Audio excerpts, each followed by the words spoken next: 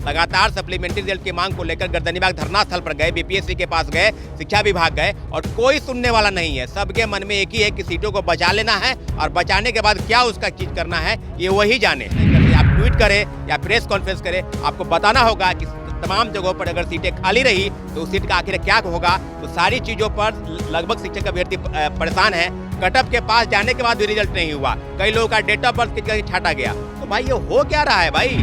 पलटते हैं और पलट दिए, वो बात को घुमाओ तरह लचेदार तरीके से बात कर रहे हैं। तो इस तरह की चीजें अब शिक्षक अभ्यर्थी बिल्कुल समझ गए हैं कि आपकी बात पर अब वो इकबाल नहीं करते हैं। अब अगर कहीं से कोई न्याय का रास्ता है तो माननीय उच्च न्यायालय है, माननीय उच्च न्यायालय की तरफ से हम लोग मूव करेंगे। नमस्कार, आप देख रहे हैं न्यूज़ फाउंडेशन में हूँ आपके साथ नरोत्तम। बीपीएससी द्वारा पूरक परिणाम जारी कर दिए गए, उसके बाद भी जो छात्र हैं वो लगातार आंदोलन कर रहे हैं। आखिर छात्र पूरक परिणाम जारी होने के बाद भी क्यों आंदोलन कर रहे हैं? अतुल प्रसाद के खिलाफ हल्ला बोल कर रहे हैं। हम आज जानेंगे, छात्र नेता हमारे साथ सौरभ हैं। आप लोग अतुल प्रसाद के खिलाफ हल्ला बोल किए हुए हैं, पूरक परिणाम तो जारी कर दिया अतुल प्रसाद।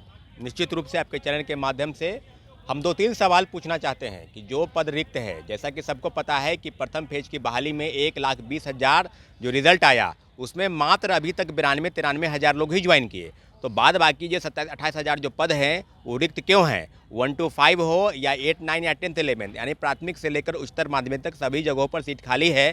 तो 4700 रिजल्ट देने की बात जो कही जा रही थी उसके खिलाफ मात्र 2700 रिजल्ट जारी किया गया। कहीं ना कहीं शिक्षक अभ्यर्थियों के मन में रोष है और सारी चीज़ों पर आज हम लोग बैठक बुलाए हैं। बैठक के माध्यम से हम लोग कोर्ट का रास्ता अब क्या होगा आगे, या निश्चित रूप से जो रिजल्ट बाकी है सभी पदों पर रिजल्ट क्यों नहीं जारी किया गया, ये निश्चित रूप से प्रेस के माध्यम से अतुल प्रसाद जी को यानी चेयरमैन बीपीएससी को बताना चाहिए। क्योंकि सब चीज़ों पर शिक्षक अभ्यर्थियों में रोष है कि आप सीटों को बचाकर क्या करना चाहते हैं। इस बात का जवाब बीपीएससी चेयरमैन दे।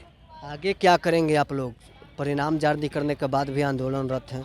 देखिए, उन्होंने स्पष्ट अपने ट्वीट के माध्यम से कहा था कि हम पूरक रिजल्ट जारी करेंगे, ड्रॉप आउट वाले बाहर होंगे, फर्जीवाड़ा तरीके से जो रिजल्ट लिए हैं उनको बाहर करेंगे, मल्टीपल रिजल्ट वाले एक लोगों का कई जगहों पर रिजल्ट है उनको बाहर करेंगे। तो सब जगहों पर पद खाली है, इसके बावजूद भी शिक्षा विभाग और बीपीएससी घाल-मेल कर रही है। तो हमारे सारे शिक्षक अभ्यर्थियों से आह्वान करते हैं कि अब जो लड़ाई होगी वो आर पार की लड़ाई होगी। क्योंकि सरकार से अब हम गुहार नहीं लगाएंगे, सरकार से हम लोग गुहार लगा चुके हैं। लगातार सप्लीमेंट्री रिजल्ट की मांग को लेकर गर्दनीबाग धरना स्थल पर गए, बीपीएससी के पास गए, शिक्षा विभाग गए और कोई सुनने वाला नहीं है। सबके मन में एक ही है कि सीटों को बचा लेना है और बचाने के बाद क्या उसका चीज करना है ये वही जाने। हे प्रभु, अब हम लोग के पास रास्ता कौन बचा है? तो अंतिम विकल्प के तौर पर हम माननीय उच्च न्यायालय के पास जाएंगे। सारे शिक्षक अभ्यर्थी अभी मौजूद हो रहे हैं पटना के गांधी मैदान में और आपके चैनल के माध्यम से हम बीपीएससी चेयरमैन से पूछना चाहते हैं कि आपकी बात पर लोग भरोसा करते हैं, अब आपकी बात पर भरोसा नहीं है। अब शिक्षक अभ्यर्थी बिल्कुल आपकी बात पर भरोसा नहीं करते। आप ट्वीट करें या प्रेस कॉन्फ्रेंस करें, आपको बताना होगा कि तमाम जगहों पर अगर सीटें खाली रही तो उस सीट का आखिर क्या होगा। तो सारी चीज़ों पर लगभग शिक्षक अभ्यर्थी परेशान है।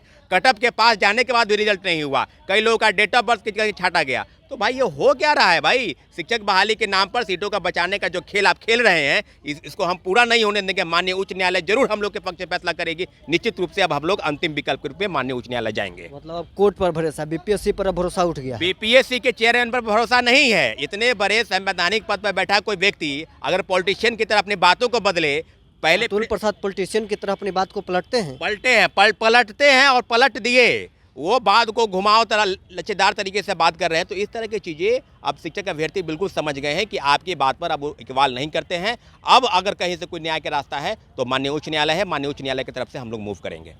तो आपने सुना, छात्र नेता सौरभ है, साफ साफ कर रहे हैं कि अब बीपीएससी पर भरोसा नहीं है, अतुल प्रसाद पर भरोसा नहीं है। अब कोर्ट का दरवाजा को हम खटखटाएंगे। आप बने रहे न्यूज़ फाउंडेशन के साथ।